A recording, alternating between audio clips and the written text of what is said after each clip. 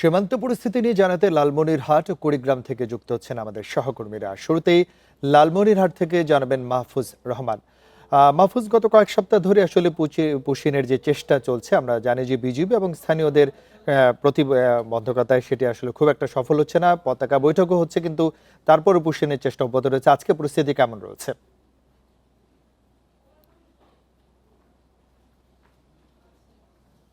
দেখুন, লালমনিরহাটের পাটগ্রামের শ্রীরামপুর ইউনিয়নের শ্রীরামপুর বিওপিতে কিন্তু গতকাল সন্ধ্যার দিকে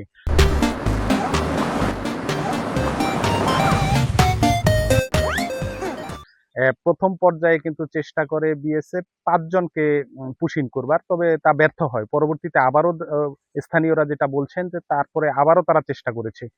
তো আমরা দেখেছি যে গতকাল সন্ধ্যার পর রাত 8টা থেকে 10টা নাগাদ 5 জনকে নিয়ে কিন্তু বিএসএফ সদস্যরা তাদের যে কাঁটাতার আছে সেটি ভেদ করে কিন্তু বাহিরে আসে এবং সার্চ লাইট বন্ধ করে দেয়।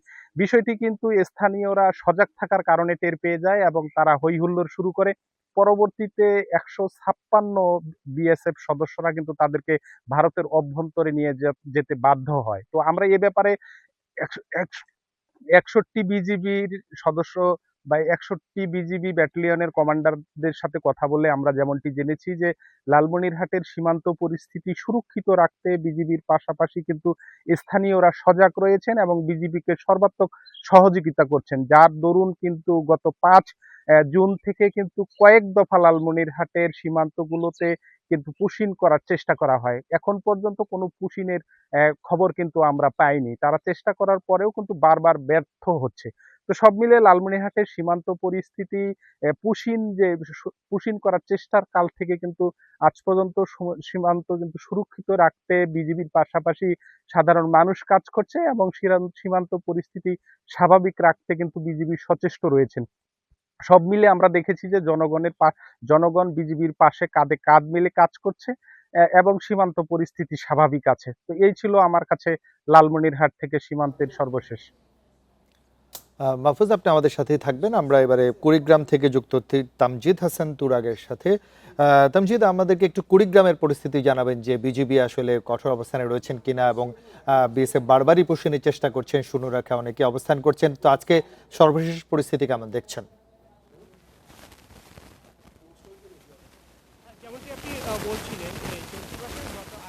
উপজেলার যে সীমান্ত এলাকাগুলো আছে সেদিক দিয়ে বিএসএফ অনবরত পুশিংয়ের চেষ্টা করে যাচ্ছিল। আমি যদি আপনাকে সার্বিক পরিস্থিতি বলি, থেমে থেমে তারা পুশিং করছে এবং গত রোববার ভোরে তারা কিন্তু 9 জন বাংলাদেশকে, তারা 9 জন বাসিন্দাকে তারা পুশিংয়ের চেষ্টা করেছিল। এই মূলত তারা রৌমারীর গয়টাপাড়া সীমান্ত এবং বন্ধুচর এলাকা দিয়ে এই পুশিংয়ের তারা চেষ্টা করে, কিন্তু এখন পর্যন্ত তারা বাংলাদেশের অভ্যন্তরে তাদেরকে পুশিং করাতে পারেনি। তারা এখন পর্যন্ত নোম্যান্স ল্যান্ডে অবস্থান করছে। একটু জানিয়ে রাখি যে দুই সীমান্ত দিয়ে 2টি পয়েন্ট দিয়ে যে 9 জন বাসিন্দাকে পুশিংয়ের চেষ্টা করা হচ্ছিল তাদের মধ্যে 2 জন শিশুও রয়েছে।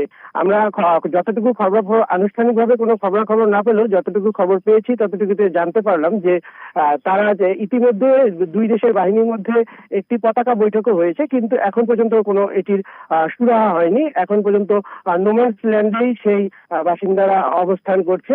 স্থানীয় বাসিন্দারা যারা আছে তারা মূলত তাদেরকে শুকনো খাবার এগুলো দিয়ে সহায়তা করছে। পাশাপাশি এখানে বিজিবি কঠোর অবস্থানে আছে, এলাকাবাসীও কঠোর অবস্থানে আছে। মূলত সীমান্তে বর্তমানে একটা অস্থিতিশীল পরিস্থিতি চলছে। বিশেষ করে সন্ধ্যার পরই এলাকাবাসী, তারপর বিজিবি তারা কঠোর অবস্থানে রয়েছে।